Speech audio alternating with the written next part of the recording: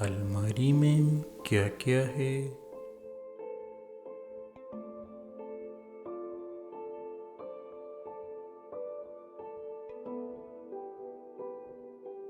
अलमारी में टोपी है।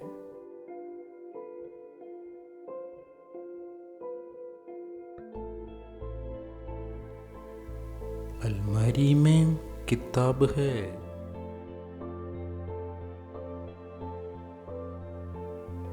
अलमारी में कलमदान है।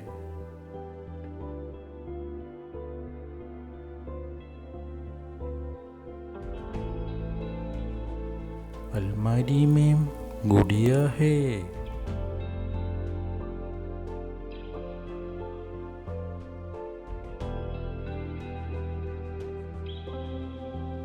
अलमारी में गेंद है।